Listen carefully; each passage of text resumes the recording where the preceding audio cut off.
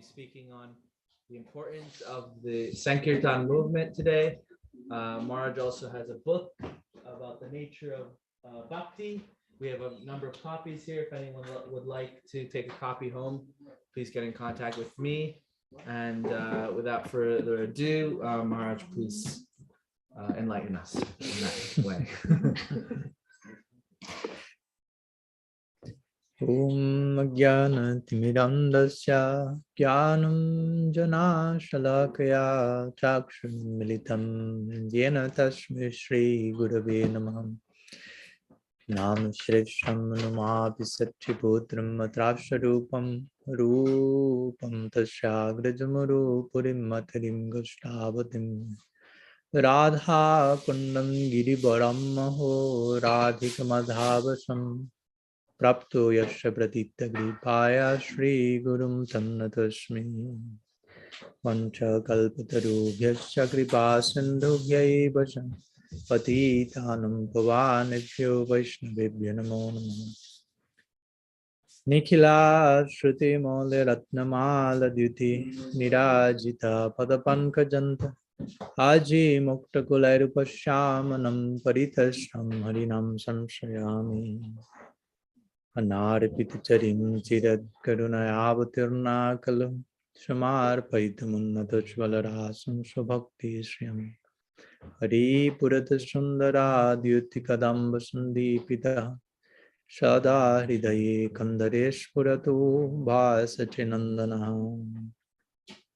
Ajanulambita Bujjo Ganakavadato Sankirtanai Kapitaru Kamalaya Taksham Vishwambharo Diyavaro Jugadharma Pal Vande Jagat Priyakaro Karunavataru Ladini Shakti Sarupaya Gauranga Suridaya Cha Bhakta Shakti Pradhanaya Gadadhara Namastute He Krishna Karuna Sindhu Dinabandho Jagatpate Gopesha Gopika Kanta Radha Kanta Namastute Radhe Vrindavanadishe Karunamrita Vahini Kripaya Nijapadabja Dashanmayam Pradiyatam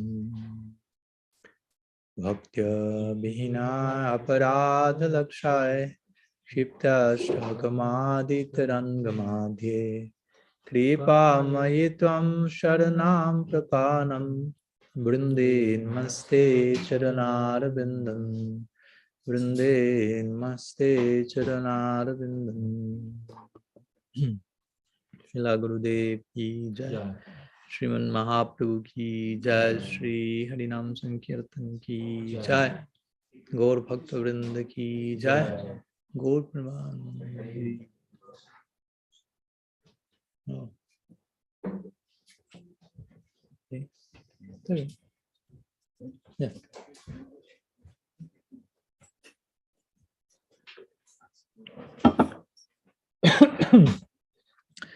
So, pranam to all of you. Good afternoon. Thanks for coming. Thanks to Mauricio and his family for receiving us, hosting us today. Very happy to be here. And also very happy to be given the chance to speak about a very interesting topic, which is basically an ending, which is to speak about the importance of the Sankirtan movement. And that was the invitation to speak about that. So I would like to share some thoughts from some particular perspective, if you will, no? To speak about Sankirtan or to speak about any aspect of our devotional life. Is like a multifaceted jewel that you just can't touch one point in an infinite line. I mean, you can address it from one specific viewpoint or another, but there's no end to what we can speak about this. So that's overwhelming, but it's our fortune, overwhelming fortune. We can never say enough about these things. No? That's what Vyasa says in his Vedanta Sutra. He says, Ikshati na shabdat, which means in relation to the absolute, to absolute reality, you can never say enough, basically. But it doesn't mean that you won't say anything. because you can say, oh, since I can never say enough, better I don't say anything. Some paths have chosen to take that stance, basically. Since God is unlimited, there's nothing we can say about him. Words cannot touch him. But our stance is slightly different, which is, since we cannot say never enough, but let's try to do something with our tongue, basically, and try to say something about it in connection to what has been revealed to us by Shastra. Shastra is God himself extending to us, so we can know something. On our way here, we were reading some section of the Damodar Lila, as it was narrated by Sadananda Swami, one of the first Western follower of Prabhupada Bhaktisiddhanta. And he was mentioning this point also, or we were witnessing that. Without revelation, without Shastra, we wouldn't have a clue that, for example, God can be a child, basically. He can be naughty and so on. Generally, our own logical process won't converge in that point. Oh, yeah, I reached my own conclusion that God has to be like Damodar, Krishna, and with Yashoda. We generally won't reach in that direction. We need revelation for reaching that plane, which is beyond reason, which is not irrational, but at the same time, it's not rational. It's trans-rational. So it reveals to us, and when we enter in touch with that revelation, if we are sincere, that relation will make perfect sense to us. That's the nature of experience with revelation, with Shastra. You could have never imagined something like that, but when you hear about that, it makes perfect sense. It gives you this type of intuition, like, I knew it should have been like that, but I would have never been able to put that in words myself. So Shastra is revealing those words to make sense of our deepest need, and, if you will, abstract intuition of what is love, of what is the ideal conception of God, and so on. We cannot put it in words, what to speak of attaining that by ourselves, but again, God himself is coming to us. The infinite is revealing to the finite, and that's the way we can know something, and we can try to say something about the infinite. So to speak about Sankirtan movement, basically, is to speak about the infinite, like, since Sankirtan movement has to do with Harinam, and Harinam is non-different from Hari. Abhinatvam namanamino. So it's important that we get accustomed to conceive this type of things in this type of way. Like when we speak about Harinam, we are speaking about Hari. When we are speaking about our practice of chanting holy names, actually we are speaking about entering in direct touch with the Absolute itself. Basically, when we were sitting here chanting Kirtan, when you are chanting Japa, actually you're having like a date with the Absolute, if you will. And you are trying to develop your relationship with him. Basically, that means to sit and chant. How to make my relationship develop and evolve with the Absolute. Every relationship needs dynamics. It's not that, I don't know, I say to someone, I love you, and our relationship is always on the same point, never progressing, never growing. I mean, which relationship is that one? I mean, it's a joke, it's a hoax. So what to speak, if that works like that here, what to speak if our project is to establish a relationship based on love with the Absolute? How much dynamic must it be? How much it must grow constantly? So it's important that we get accustomed to think in these terms. I'm belonging, I'm participating in the Sankirtan movement, means basically I'm accepting to develop a loving relationship with Bhagavan through the practice of Sri Harinam. That's a way of putting that. So today, since the title of the lecture is basically the importance of the Sankirtan movement, I would like to concentrate more in these two words, Sankirtan and movement, and try to explore, if you will, the possibilities of these ideas. Since it's important that we as practitioners of bhakti, as we were speaking the other day, I don't remember with whom, maybe with Namrasa or some of the hundreds of people on the way, that our practice is really a dynamic proposal. So we need to be very careful about taking for granted the terms. For example, Sankirtan, Harinam, Krishna. And we may quickly, oh yeah, I know what does it mean. And if you say that, if you feel that, immediately you get disqualified. Imagine if I told you, Krishna, oh yeah, I know Krishna, yeah. That's not Brahma's conclusion. We were studying these days different verses of the Brahma Vimohan Lila. And in one of those prayers, Brahma will say, if someone comes to me and tells me, I know everything about Krishna, I will offer pranam to that person from the other side of the country, basically, from some distance. I'm not interested in being too close with someone like this, who thinks I already know who Krishna is about, what Harinam Sankirtan is about. So it's a very fine line, but we have to be careful of not taking basically Krishna consciousness for granted. What to speak, entering into this subtle pride. I'm senior devotee. I know this. Who can tell me something new? I won't be surprised by anything. I mean, if you say those things, I mean, we will start a chain prayer for you, basically. That's not speaking very nice about you. I mean, if you come to me and say, nobody can teach me anything, I don't have anything to learn. Oh my gosh, no, let's immediately pray for that person. Because if you are really practicing bhakti, the natural experience is, I mean, I'm in the words of Srila Bhakti-Rakkhasiddhanta Goswami, we are students forever.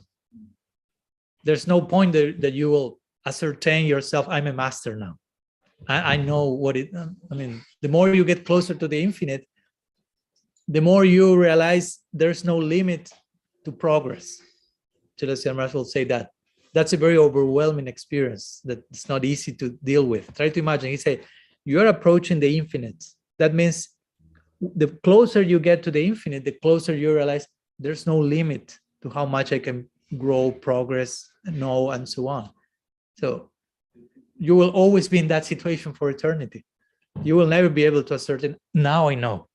Now I grasp at that. That's the tendency here. I want to have, I want to know, I want to conclude something, to measure. No, this begins here, ends here. And through the measuring, I'm trying to control. But if you try to approach the infinite, I mean, by very definition, you can measure the infinite. You can control the infinite. Basically, you find yourself in a fathomless ocean when there is no beginning, no end, no limit to growth. And you will be like a little drop thrown into the ocean of consciousness, of ecstasy. It's nice. I mean, it's not something bad. Don't be scared. But there has to be a certain stance to enter there, to approach there, and certain humility, certain maturity. Again, not taking for granted any element, any aspect of Krishna consciousness, basically. And learning to go beyond the script, because those, we have a Krishna conscious script, if you will. What to say in this moment, how to give the class in a standard way, what to think, what to reply if someone tells you something, if you do something wrong. And it's okay. On some level, the script helps you, gives you some parameter, but at center point, you have to go beyond the script. I'm not saying transgressing the ideal, if you will, but learning to have your own life, your own individuality in Krishna consciousness, and not only, okay, in this instance, I have to do this and I have to say that. And Krishna at one point will kick all that thing. And now you have to develop spontaneity according to your realization, according to your inspiration. So that goes hand by hand with this idea of taking Krishna consciousness for granted, because when you say, I know this, I know that, means you are guiding by the script and you can go beyond that. But at one point, you need to go beyond the script. And that means you are not taking Krishna consciousness for granted. You know Krishna can do whatever he likes, however he likes, whenever he likes. An interesting thing is that everyone likes him, although he does things whenever, however, whenever he likes. Try you to do that. Try to do, I will do whatever I like, whenever I like, however I like. You think someone will like you? Generally, that's not happen. Your wife immediately will say, this is not like this. We have a script here. You have to be ruled by the script. Namrasa, please. But Krishna has no script. He's composing in his script every single moment. And everyone is following suit, and that's perfect. And it's enchanting, and he's the all attractive. So that's Krishna's style, if you will. He plays the flute here, everyone runs in that direction. When everyone is arriving, Krishna is no longer there. He's playing the flute over there. And we have to go behind the clarion call, the flute call. Sarvadharmam parityaja mam ekam sharanam braja. Krishna is playing. Prabhupada Bhaktisiddhanta will call that verse the flute call. Krishna is saying there, leave everything behind and just surrender to me. So you may do that. You just run after him. And when you are arriving there, you hear that the flute now is sounding somewhere else. But you cannot say, Krishna, hey, Krishna, I left everything and just ran and you're not here now. No, stop making me running here and there. I mean, that's Krishna's style, unpredictable. There's a big amount of unpredictability. The more you advance, the more, again, you cannot take anything for granted. You cannot say, I know what Krishna will do now. I know what will happen next. Ahari Bhagati Primna Sabhava Kutilavapet, said Rupa Goswami. He says, love moves like a snake, means zigzag. Snake is not moving in a straight line. So one of the meanings of that is, straight line means predictable. No, I know it's coming here and it will continue here or whatever. It will go. But zigzag is, I don't know what will happen next. But I'm willing to enter into that adventure, if you will. Again, anyhow, some ideas, but I have not even started the idea. I am just mentioning this important point for me. When we were speaking today, we will speak about Sankirtan movement. And again, many of us may say, Maharaj, I know what Sankirtan movement. I can give a discourse on Sankirtan. And it's okay, great. But at least remain open that whatever you think you know about Sankirtan movement, that's not the all in all about Sankirtan movement. About the word Sankirtan, about the word movement. So in that spirit, I made this introduction just because in that spirit, I would like to explore a little bit further the reach and implications of these two terms. That again, we even subconsciously may take for granted. And we, in order to make progress and to remain always in a position of growth, we always need to recalibrate, you say, like be open to reconsider. Okay, each word that accompanies our Gaudiya glossary, basically, that you can be ready to give the definition of everyone, like. But let's go a little bit beyond the script, if you will, in that sense. So let's begin with Sankirtan, and let's go then to the idea of movement and how the two of them interrelate. So, of course, Sankirtan, in a general way, we can define it as what does the script say? Congregational chanting. Of what? The holy name. Okay. So we have to begin somewhere. It's okay. I'm not condemning the script. It's correct. What you're saying is correct. Well, when I say beyond the script, it's not let's say something now that contradicts that. No, let's basically play out the implications of that. You follow? Because, like today I was speaking with Janavi, and I was telling her, because every day she's singing like one song. She would like to sing different songs for 100 years. I told her it would be nice if you want to sing the Gopi Gita. And I share my selfish desire. Gopi Gita is the song of songs for us. No, the gopis in separation, their hearts flourishing when Krishna is disappearing from Rasa Leela, Jayati te dhikam, and so on. Yeah, it's a no return journey. So that's great, but not today's topic. But it starts with that line, yeah. And of course, you told me, yes, the point is sometimes people may, if you sing certain songs or speak about certain things, they may like over idealize, okay, that person, if that person is singing that song, it means it's on that level, on the level that song is there, and I wouldn't like to be over idealized, and I appreciate her point. But when we were speaking at the end, at one point I told her, well, but we are singing Maha Mantra every day. And if you play out the implications of the Maha Mantra, that converges into the Gopi Gita and more even. All that is inside the Maha Mantra. It's not that it's not there. So again, the point of playing out the implications of something. So we say Sankirtan is congregational chanting of the holy names of the Lord. Yes. correct answer, you pass the test. But what's the implications of that? What are the ramifications of all the things? How we can immerse ourselves into all that it means. So Sankirtan, let's try to go a little bit to the etymology of the word. As you may also know, on one side we have Kirtan, on another side we have Sam. So Kirtan generally is depicted as coming from the word, the concept of Kirti, which means fame. So Kirtan means an activity which has at its very root the spirit of expanding the fame of he or she who is the object of the kirtan. In other words, it's not about me. It's not about me in the center. It's about whoever is the kirtan for. In this case, of course, Krishna Kirtan, Sri Krishna Sankirtan. Param Vijate Sri Krishna Sankirtanam, says Mahaprabhu. So Sri Krishna is the object of Sankirtan, of course, the kirtan, of the kirti.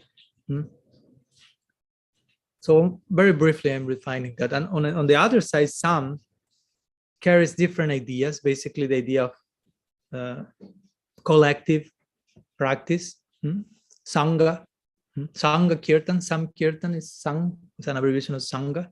Or Sam also can mean Samyak, which means complete Kirtan, basically.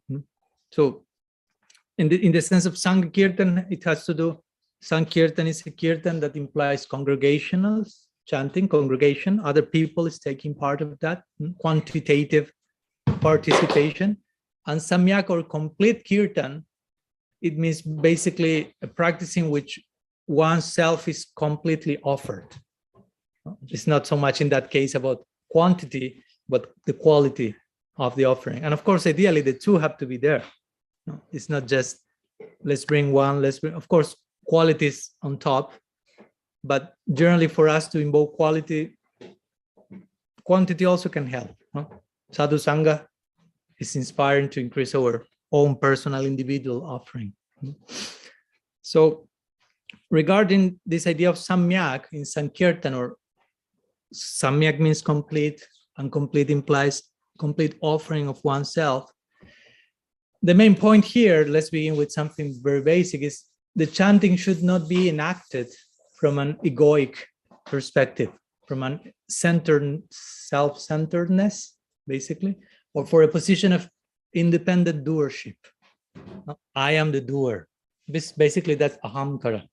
Ahamkara means independent sense of doership. I am the doer here. I am the singer of Sankirtan. I am the one who is Sankirtanizing, if you will, if you want to transform that in a verb. In real Sankirtan, in Samyak Kirtan, in complete Kirtan, every participant of that is transcending this false sense of doership, a false sense of, I am a chanter of the name. I mean, that can come, that can happen. I am the one chanting, like I am the main character in the movie, basically. No. Srinam is the main character. And he's chanting through you, if you will. You are trying to be instrumental in what's going on. Like I like to say sometimes, you have to become kirtan yourself. You have to become part of that higher thing that is coming, and not try to make the higher thing a part of you as the main figure. So as we sometimes say, like a speaker, someone who speaks becomes a speaker. Someone who teaches becomes a teacher. Someone who prays becomes a okay. If you say so. That's a play of words, of course, but it makes sense. When you speak about prayer, and that's why connected with kirtan.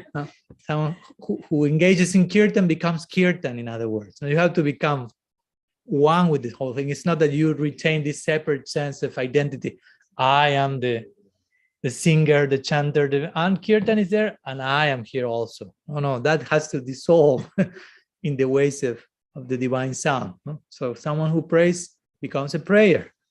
The idea is you don't retain this false sense of doership, this separate sense of I am praying, because the practice in itself is trying to take you outside of that situation. So Sankirtan has a lot to do with that. Has a lot to do with putting away our ego and try to to contribute, because again, Sankirtan is a group effort. That's a very interesting idea. We need each other, basically. So that's a very important point that Sankirtan immediately makes. You cannot, technically speaking, engage in Sankirtan by yourself, in one sense. So from scratch, that is showing you need each other. You need others. You are not alone. You are not independent. Sadhu Sangha is crucial. Some others need your support. You need the support of others. Like the other day we were saying, that we say this Napoleon Chair. Oh yeah. I don't know what we saw. We saw something. And Srila Sri Maharaj once said, they gave that example, very much example Srila Sri Maharaj like. Someone asked him, what's Sadhu Sangha? And he invoked Napoleon, which was what? Napoleon? When defining Sadhu Sangha, yes, that's something in connection to him. And he gave this example of the, how to say, Napoleon Chair. Once he was in battle with his army, and they had to spend the night in one place which was full of snow. It was really cold, so they were not able to lie on the ground to sleep, because that would be their last night, basically, if that's the case.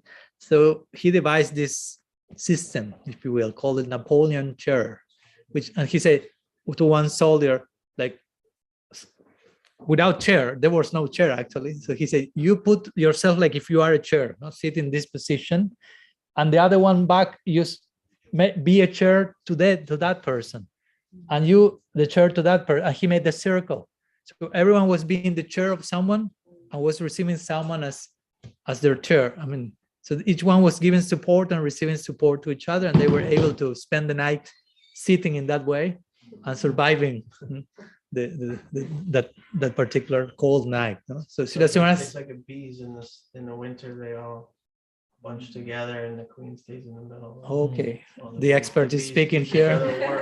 Okay, Another survive the winter. Thanks so much for the contribution. Go for sure. Yeah, totally legal, no problem. So Srila Srimana say that's Sadhu Sangha, basically, no? Implying this idea. You depend on others, but also others depend on you. So we are having this type of interaction of. So Sankirtan has to do with that. Sankirtan is, of course, Yuga Dharma, as we know as well. And Yuga Dharma means the Dharma for the particular age. The particular age we are in is Kali Yuga. Kali Yuga is characterized by quarrel, hypocrisy, mandas, matayo, mandabhagya, hipadata, and so on, laziness and disturbance and long list. So what's the antidote to this, the main symptoms of Kali, hypocrisy and quarrel? The antidote is love, if you want to put it in very general terms.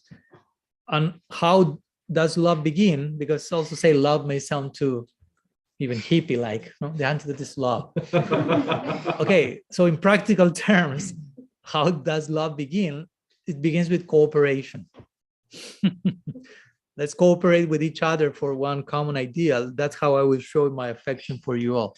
So that's the implied meaning of Sankirtan, cooperation. Again, we need each other to engage in Sankirtan. Without each other, there's no Sankirtan. We need to cooperate.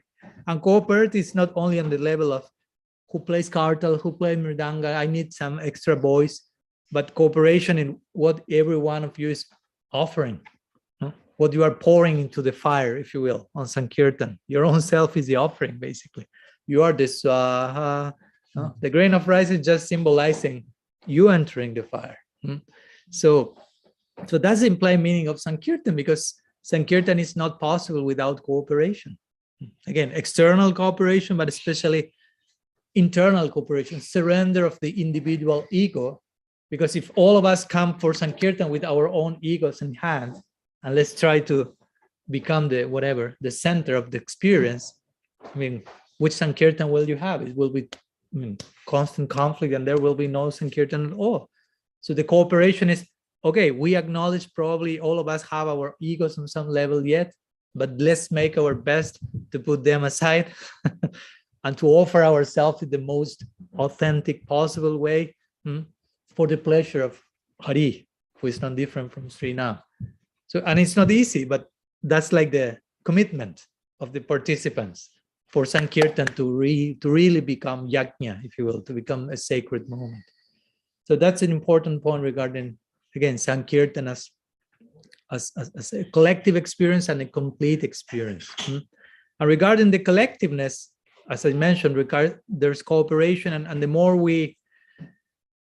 it's not easy to transcend egoic identity, but if you are surrounded by an environment which is striving for that, somehow it becomes easier.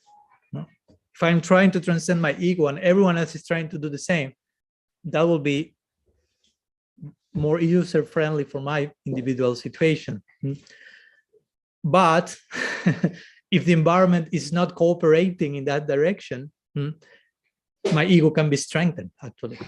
If I'm in an environment, well, I want to be the star here, and everyone else is supporting that, you follow? The environment, instead of cooperating for the yajna to happen, will be cooperating for my ego to keep falling, if you will, more and more. For example, as we were speaking the other day in the car, we almost did a semi podcast on the car on the highway. We're tempted, let's record and let's stream live, new format. But the different nuances of all this, and we have to be very careful that our engagement in Sankirtan, as my Guru Maharaj likes to put, is more mystical than musical, basically. No? Sankirtan is a mystical experience, not a musical one. The music is there as a foundation for the mystical. No? But if the music is not facilitating mysticism, it just may become stuck on the level of entertainment, basically. Social gathering or sense delight, heavenly, artistic, aesthetic experience. All those things can be there. Or even if you more gross stuff. No? I want to find some partner and I will show my musical skills and see if I can attract someone and some sponsors and some fame and some followers. And I won't enter into those embarrassing details, but that can happen. And of course, as much as you have those there, you don't have Sankirtan. Although externally it seems Sankirtan. Mridanga is there, Kartal is there, Mahamantra is there, externally. But if the spirit of the offering is not there, like we spoke the other day when Gorkishore Das Babaji was invited to hear Bhagavat Katha, Bhagavat Saptaha from one famous exposer of the Bhagavatam, who was considered by many a saintly personality or something, big pandit and so on. And he went, he was not very willing to go, but eventually he went. Somehow they pushed him. And at the end of the assembly, everyone was like, oh, this was incredible. The exposer knew the Bhagavatam almost by heart and had big charisma. And I don't know, all that you may think is the ideal exposition was there, but not what Gorkishore Das Babaji will think about an ideal exposition. So they asked him, so what do you think about this Bhagavad Saptaha? Everyone was like, and he said, I think we should clean the whole room with cow dung. That's Gorkishore Das Babaji. So be ready to meet those types of personalities. When you're expecting him to say, oh yes, it was incredible, bring cow dung. For what? For cleaning the whole atmosphere. But the Bhagavatam has been recited. That's the highest type of environmental purity that we can invoke. And Gorkishore says, you heard Bhagavatam?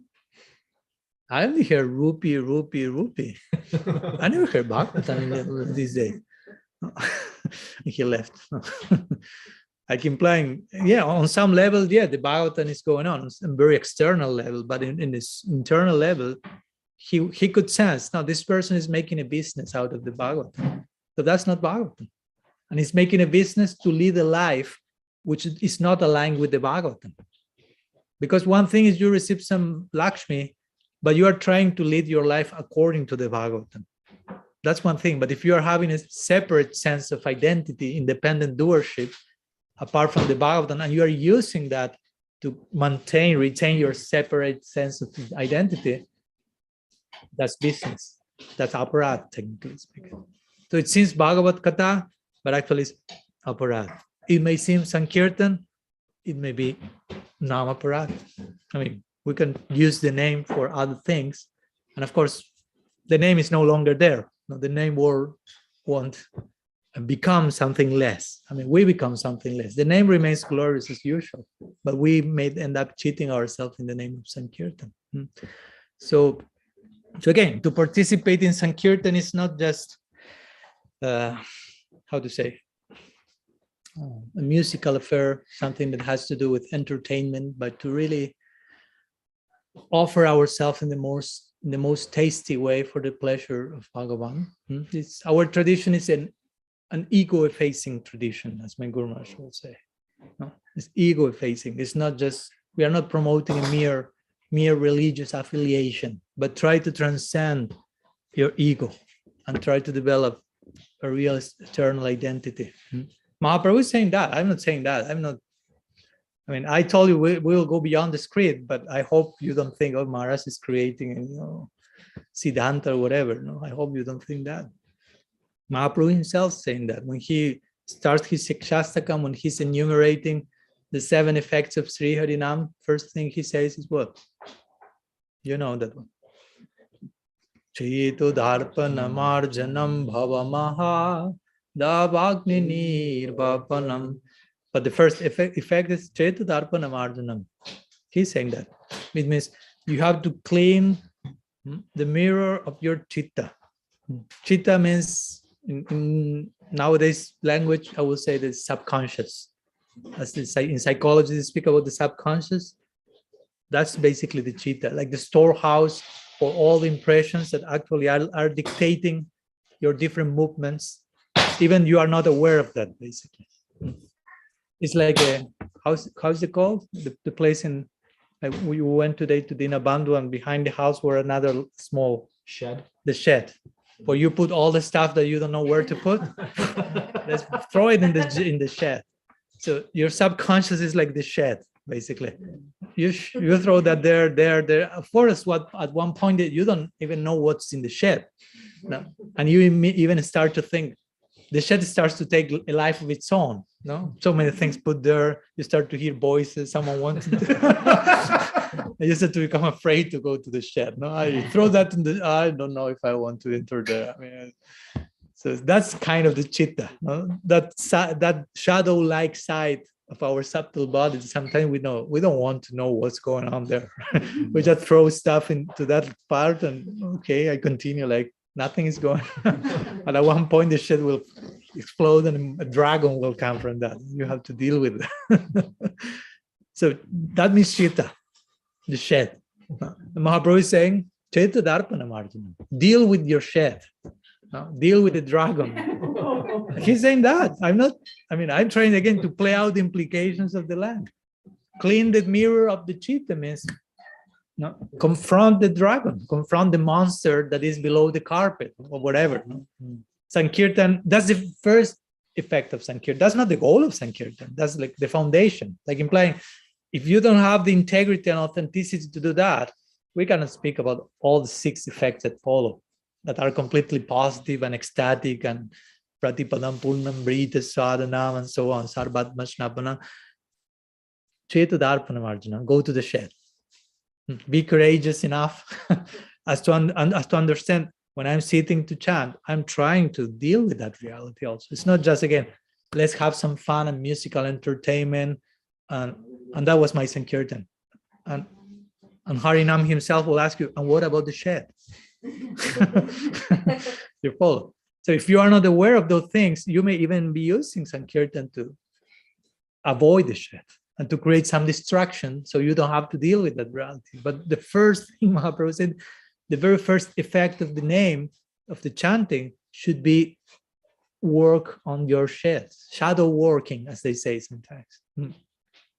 If that's not happening on some level, it's important that you may recalibrate about what's your approach to Sankirtan. What's your idea of Sankirtan? Again, we are dealing with your shed, means prepare your house, your heart, to host Bhagavan in your heart forever. You have to prepare the heart. That's not just like bring the broom 1 second. It takes time. In India, they have this famous quote, Atiti Devo Bhavam, which means you have to treat an uninvited guest as if it were God himself. That's a very interesting aspect of the Indian culture. And they have lots of this now, this hosting capacity. So we have to receive a guest as if it's God himself. The idea is, especially if it's uninvited. So the idea is actually God himself is trying to enter your life, even uninvited. He's not waiting for us, Krishna come. He's trying to come. He's trying to. So you have to be a good host, basically. Host, you say? Host. Yeah. So we have to prepare the heart to host Krishna in our hearts for eternity. It's not just like in 1 second. So some ideas that I want to share regarding the implications of the notion of Sankirtan in connection not only to group chanting, but to, again, quality chanting, doing away with our false sense of doership, trying to throw our ego to the fire of the yajna and what the implications are in group, and how we should be careful not to be promoting the exact opposite of what Sankirtan should be promoting.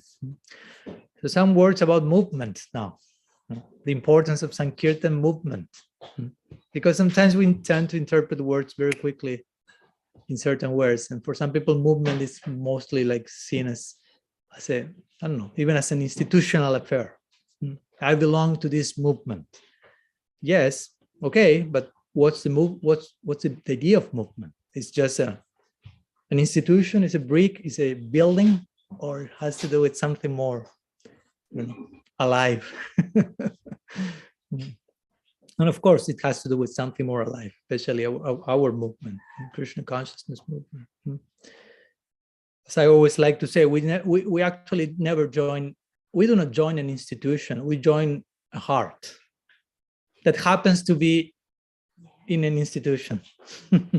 Now, you met a Vaishnava in this case who touched your heart, who in relation to whom you vibrate very uniquely, and you decided, okay, I'm throwing myself in that direction.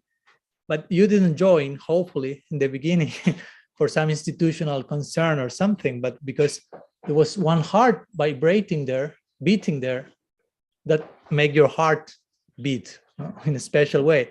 And that heart was moving in the context of a particular institution. So that became like a byproduct, basically.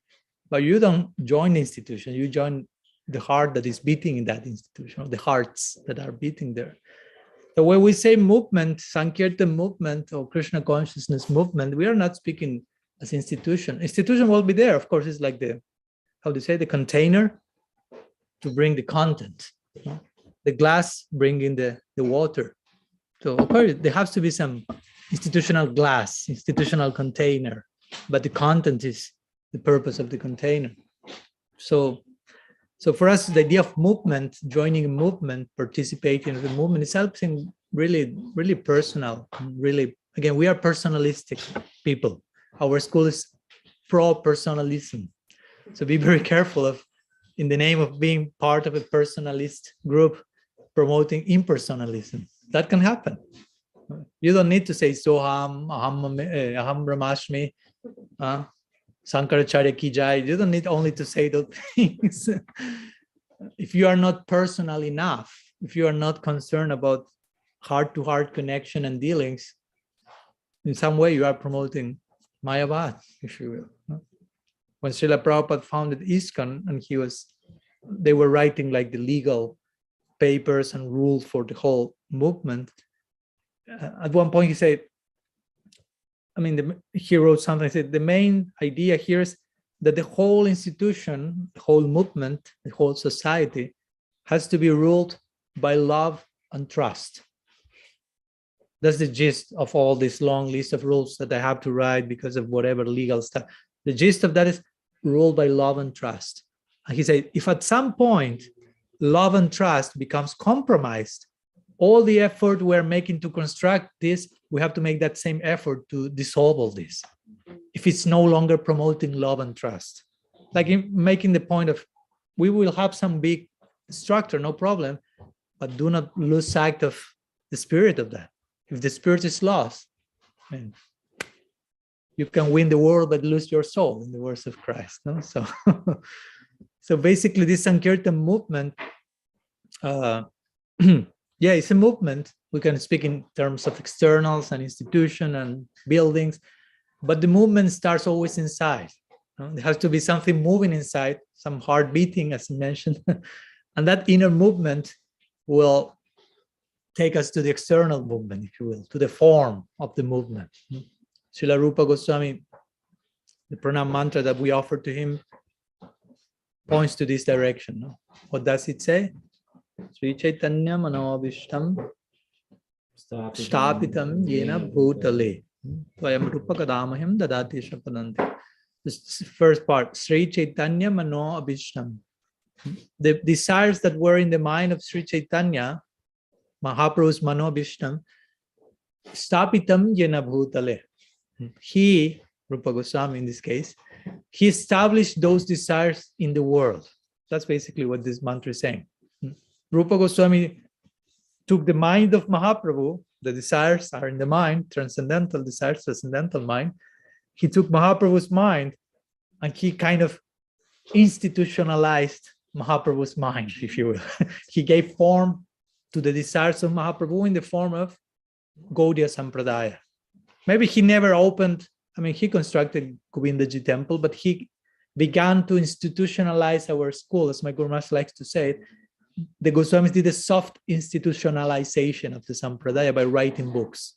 That's a first step in giving a shape and a structure to the lineage. Books that establish the parameters, the conclusions. So Rupa Goswami, as the leader of all the Goswamis, if you will, he knew what was in Mahaprabhu's mind, what was the inner movements in Mahaprabhu's heart, and he gave shape to that in the form of an external movement that we call the Gaudiya Sampradaya. So we find that in our Sampradaya. We find, as my Guru Maharaj says, breadth and depth. And interestingly, in the movement, which is very broad, we find also different devotees more identified with serving the breadth of the movement, and other more inspired with the depth of the movement. Of course, the two of them are connected. You cannot just separate one from the other. But there is place for diversity, and some devotees will be more, let's say, inspired to expand in the breadth sense of the movement, and some others will be more inspired to expand in the depth. And it's correct. I'm not saying one is better, one is worse. It's a very nice and complementary dynamics, but it's important to, again, see the two of them connected. And with these ideas, I'd like to conclude today. Are you okay with the light, or we should turn some light? I don't know if there is light. Let's see.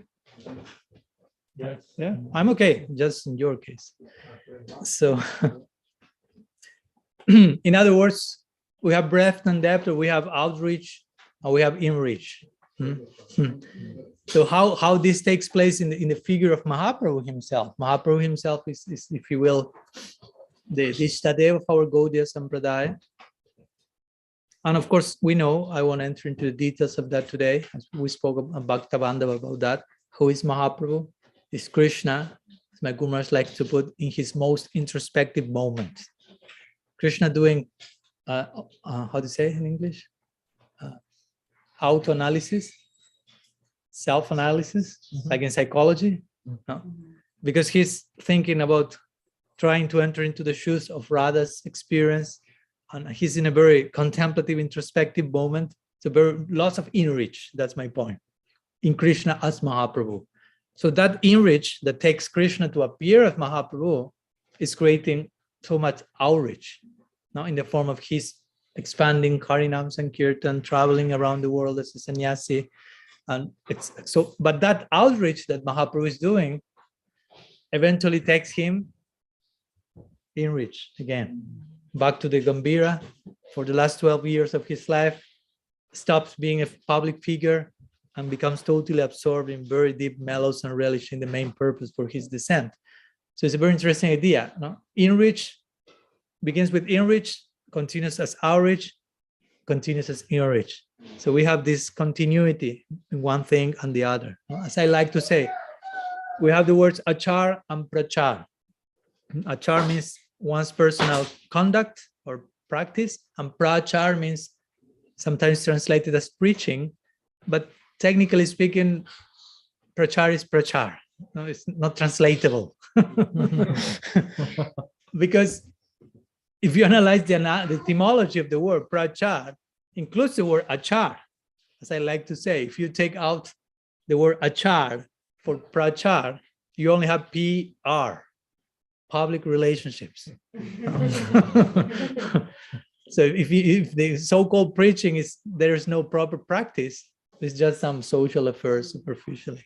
So prachar actually means pra-achar. Achar means practice, conduct, and pra means a very special type of. So prachar means a very special type of practice. Sometimes we translate that as preaching, but actually the meaning of the word is a very special type of conduct that naturally inspires others. That's the point. Real preaching is be serious in your practice, and that naturally converts, transforms. No need of information, transformation. That was Mahaprabhu's prachar. As we mentioned that day, he was in front of Sarvabhauma Bhattacharya, the greatest logician on earth, and he converted him by being silent for a week. But his achar was so powerful that was his prachar, his special type of conduct. You follow him? So my Guru Maharaj likes to say, no, our preaching should actually be the overflowing of our own practice. Now, you practice so nicely, so deeply, so sincerely, as much as you can, and that starts to overflow you and starts to sprinkle other people. Because somewhere overflows other people start to get affected by that.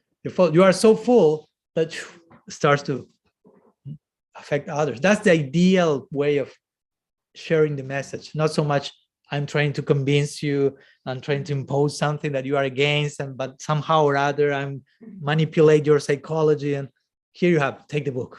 Thank you. Or something like that. No?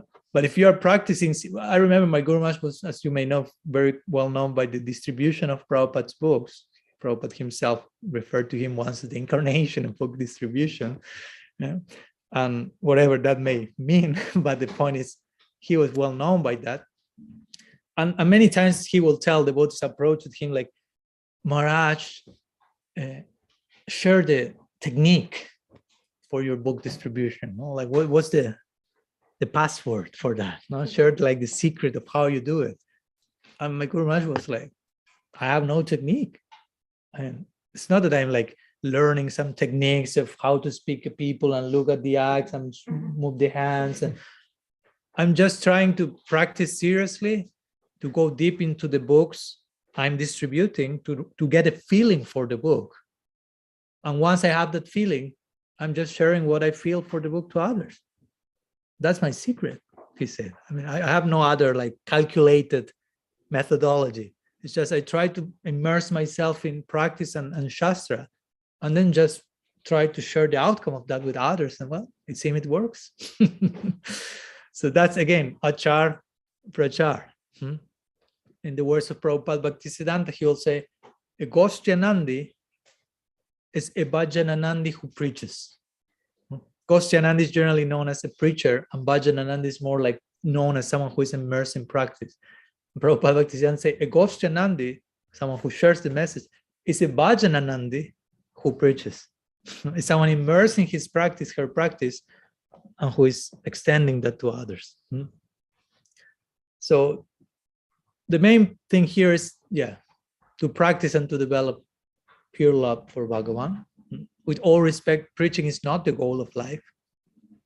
I know that may sound strong, but that's not the goal of life. We project to enter into a place where actually there's no preaching. I mean, you won't need to preach to anyone in Golok Vrindavan. So I mean, it's something very nice and beautiful and important. I'm not downplaying that, but we have to also put it in the proper category, if you will. I remember once one devotee told Srila Prabhupada that he wanted to open a temple in Radhakunda,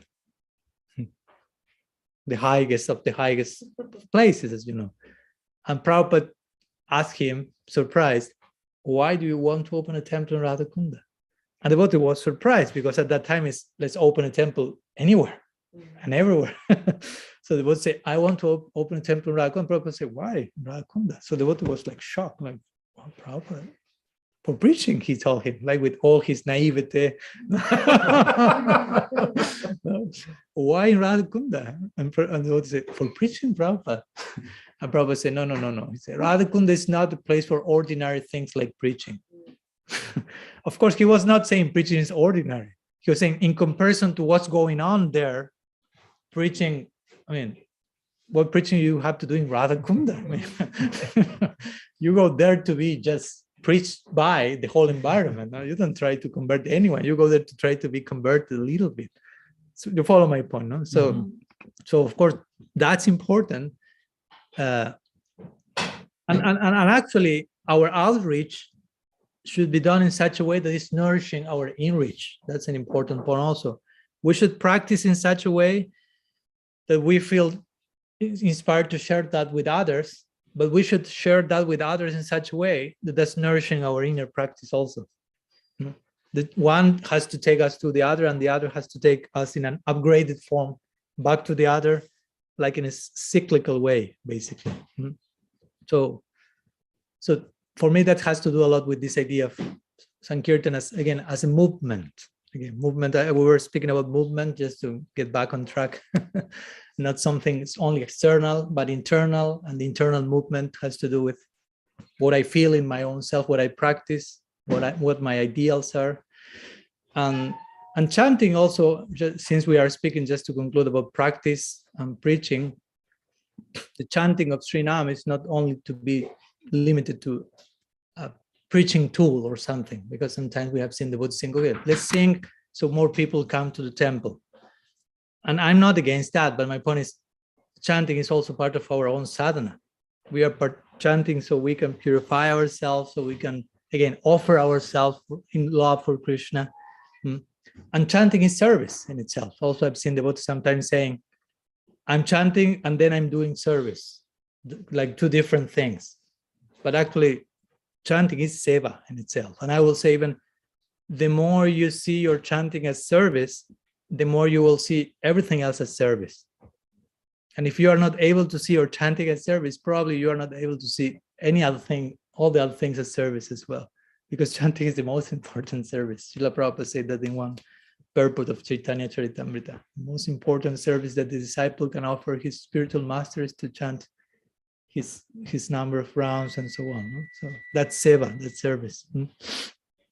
So basically, some ideas I want to share how to participate in Sankirtan. And of course, let me finish with one verse from Sikshastakam, Trinadapi Sunichina Tarudapi Sagishma Mani Namanadina Kirtaniya Sadahari. There the word Kirtaniya appears. So you want to be Kirtaniya? Go to that verse. The Mahaprabhu is showing who is real Kirtaniya, humbler than the blade of grass, more tolerant than a tree, respecting everyone, not demanding. That's the standard, golden standard for the type of kirtan that will take you to Prem. Because that third verse fully describes the stage of Nishta. Nishta means like fixed chanting. Not only externally in quantity, but internally in spirit. And Krishna Dakya Goswami says, only when you chant following the spirit of this verse of Sikshastakam, your chanting will take you to Prem. Your Harinam Sankirtan will become Prem Sankirtan. As we say the other day, our goal is to do Sankirtan so we can do more Sankirtan, more comprehensive Sankirtan. From Harinam Sankirtan to, again, Prem Sankirtan. But for that, again, we have to chant, but we have also to nourish our chanting, to educate our practice. We have to make our faith shastriya. We have to engage our intellect. We have to engage our mind. All the things are important for us to enter into this stage of nishta. We have to, become a madhyam adhikari to begin with, which means put yourself into like when you put something into the fire to make it strong, you take it out, becomes stronger. Put again in the fire, take it out, becomes stronger. So a madhyam, a progressive intermediate devotee has a lot to do with exposing oneself to challenges that will make us grow. And again, going beyond the script, learning to think for ourselves, in the context of bhakti, offering our mind to Krishna, offering our intellect to Krishna. Krishna is asking that. That's the ultimate offering of the Gita. Krishna is saying, Manmana, Bhavamat Bhakto. Manmana means, give me your mind. I want your mind captured by bhakti. Not only externally engaging in stuff. I mean, that's also nice. External service, physical stuff, if you will, in bhakti. But the idea of that physical engagement is to capture our inner organ. If you are externally serving a lot, ideally at some point you start to think about Krishna, to absorb internally your inner part. So that's the idea. This Trinadapi verse speaks about Nishta, and again, Nishta speaks about offering not only our body but our mind, our intellect for Krishna's pleasure. That's a real ultimate, if you will, kirtaniya, and that's the movement we want to attain. This third verse of Sikshastakam speaks about the type of movement. It speaks about humility. My Guru Maharaj sometimes says that you want to experience an inner movement of the heart, sattvika bhav, all these type of inner transformations. First, you start with another movement. Put your head to the ground. Pranam. Physically move your head, and that gradually will move your heart. So in other words, try to be humble, and gradually you will experience some other movements. He will say, it's not enough to put yourself a t-shirt which says be in the bhav. Have you seen those? Bhava is not just a t-shirt affair. Like you get one of the, I'm in the bhav. No, it's not about putting a t-shirt. But it means having the willingness to change, willingness to be transformed. And that's scary, I can tell you. I mean, to be transformed, to reach out of the comfort zone, generally it's like, to go to the shed, to the unknown. I mean, whatever is unknown for us is terrifying generally. That's very paradoxical, because something that is unknown is terrifying, whether it is your darkest shadow or your brightest potential.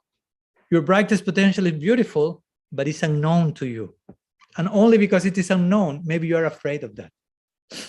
Because we are so afraid of the unknown, whether it may be dark or enlightening, it's unknown. And generally, we are not so much accustomed to jump into the unknown. So gradually, it's important that we develop this abhai.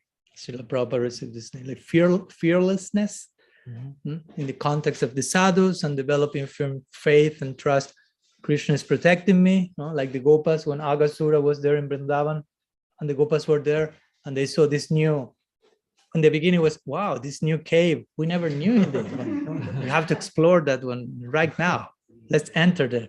And someone said, wait. It seems it's not a cave. It seems actually it's a big snake that is here to swallow us. And they saw, nonetheless, I mean, it's a great adventure. Let's go. But what if it swallows? I mean, Krishna's there. Rakshishati Vishwasu. Enter. Krishna will protect us. And for them, there was no scope for doubting Krishna will protect us. That's the level of conviction. They just like abhai, fearlessness, total. Let's enter into the mouth of Agasura. Imagine. I mean, that mouth is like symbolizing this unknown and fearlessness and all the, I mean, the snake generally has to do with the unknown and those things that we fear to address. Here you have the biggest snake, mouth open, and these gopas. Let's go and have some fun there. Krishna will protect us. I mean, oh yeah, of course. And they enter. And Krishna did what he did. He protected them. And then the whole thing unfolded from that. So that's the idea, to gradually, in the context of proper shelter and sangha, we develop this abhayatva, this spirit of fearlessness, and engage in our Sankirtan movement in a way that is moving the proper things internally, externally.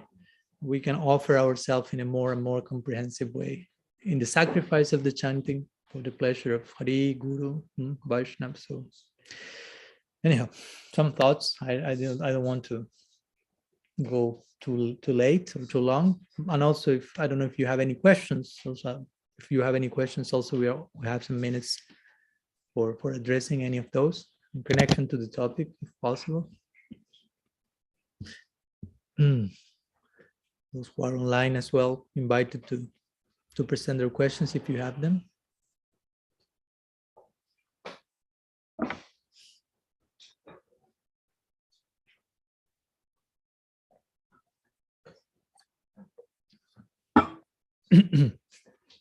Okay. Now Russ has a question? Yeah. Okay. Good question. In the context of Sankirtan, recently there's been a lot of chanting for certain like social thing, Mhm. like chant for Bangladesh Hindus or chant for Ukraine or chant, and I understand that the way I look at it is like it's every good reason to chant no matter what your idea is. It's good that everyone's chanting, Mhm. but is that not chanting for like a kind of a social reason and not for the reason of the pleasure of Krishna or for, did we already talk about this? Yeah, the car. Oh yeah, we did. Yeah. That was half of the leg of Right, talk in the right, okay, car. sorry. I mean, no Think about problem. it, yeah. They were not in the car, so we can Okay, repeat it. yeah, No problem. yeah. And and you forgot whatever we spoke. So no I did. problem. Always Maharaj, I have to hear it again and again. But yeah, so I don't want to look at it in a negative way though. Like it's easy to point fingers and say, oh, you shouldn't chant for that reason. But Mhm. at the same time, the purity of what we're trying to do and the movement of the, Mhm. that we're a part of, it's good to, I think, have the proper conception of things, right? At the same Yeah. time. Or when Obama got elected, he had to chant for change, right? Right, Similar. right, yes. I was not aware about those. I had to throw that in there. Okay. Gopa Kishore knows when to contribute. Where the bees or with this particular example. That's accurate. So yeah, that's a point. Now we belong to a school of thought which has a very high ideal. So, and we want to have a clear conception of what's that high ideal. But the situation is that whatever doesn't fit with that high ideal, we have to make it clear, but at the same time without being like violent or something like that. But I mean, if we are members of certain school of thought, we have a certain siddhanta or ways of conceiving things, we will try to show our affection to each other, but making clear what we are here for. And even though some other things may not be bad, it's important that not to mix everything and make a hodgepodge and it's the same. So I'm saying this in which context? That yes, Sankirtan is Sri Krishna Sankirtan. It's not Ukrainian Sankirtan or Obama Sankirtan or anti-Obama Sankirtan. Or, well, I mean, maybe two parties of the boats were singing for the two opposite reasons. Or let's go to a situation that may be more, whatever, a situation that universally we may agree that's worthy of our prayers or support. I mean, we are not against that, but that doesn't mean that now the object of Sankirtan has suddenly changed, because our ideal stance, our ideal understanding is we engage in Sankirtan with, I mean, what is taking us to engage in Sankirtan? If we are devotees, is a type of faith. There's some Shraddha. And what's the definition of Shraddha given in our school? Shraddha sabdhi vishwas kahe siddhrida nishchay Krishna bhakti kaile sarva karma krita hai. Krishnadas Kaviraj Goswami says, which means Shraddha means a firm conviction that by serving Krishna, I don't need to engage in any other activity. So that's the base definition of Shraddha, which is the beginning of bhakti. So ideally, that idea has to be clear from day one, if you will. Which means, in other words, what the Bhagavatam is saying, by pouring water in the root of the tree, the whole tree is nourished. By putting food in the mouth and going to the stomach, the whole body is nourished. By serving Bhagavan, everything else, let's say, Ukraine included or whatever, Obama included, we have to be compassionate to everyone. It's included in the equation because Bhagavan is the root of all existence. So, but the point is, how much faith do I have in that? So for me, the situation here is we have to have a proper faith, and Shastriya Shraddha means proper faith, which means a faith that is not just sentimental, carried away by emotionality, but according to what Shastra is saying. So how Shastra defines faith itself, as I mentioned, So again, I'm not saying to feel compassion for the people of Ukraine or for the people of Russia, for that matter. For Putin, you have to learn to be compassionate. For Hitler, you have to be compassionate, which it doesn't mean I'm supporting them, but compassionate especially means when someone does not deserve that. That's the idea of causeless mercy. You don't deserve something, but you need something. You need love. Of course, that will take different forms, how you express that compassion. But in the heart of a Vaishnava, I was studying today one chapter of Bhakti Sandarbha, Jiva Goswami, and it's a whole chapter about, before he's describing how one should not consider the devas, offend any of the demigods. I mean, first he says how one should not offend Bhagavan, how one should not offend Shiva, how one should not offend all the other, if you will, minor demigods in comparison to Shiva. And then he concludes, actually, one should not offend any single living entity. He starts to share quotes and explain how one should have respect and compassion for every single living entity. So that's one thing. But again, our engagement in Sankirtan is for the pleasure of Bhagavan, with the faith of by giving ourselves for the pleasure of Bhagavan, that will create a particular effect that will benefit the whole creation. Of course, it's beyond, it's invisible in one sense. Maybe we are not seeing with our eyes, and some people may need to engage in other activities. And okay, the point is, as much as you have faith, because you cannot force that. No, the Bhagavatam says, "Tabat karmani kurbitana nirvidyeta javata." How did it say? Okay, 11th canto. The verse says, "Parityago." So the idea of the verse says, as long as you don't have faith, full faith in bhakti, full shraddha, you have to behave according to the prescribed duties of dharma and shastra. Like implying, if you have full faith in shraddha, in bhakti, sorry, sarva dharma parityaja. You don't care for those things because you have full faith. By doing bhakti, everything is coming. But if you don't have that full faith, you have 70% faith, let's say, that by doing bhakti, everything's coming, or 70% of the stuff is coming, then on that 30% you don't have faith, you still have to behave according to the principles of dharma.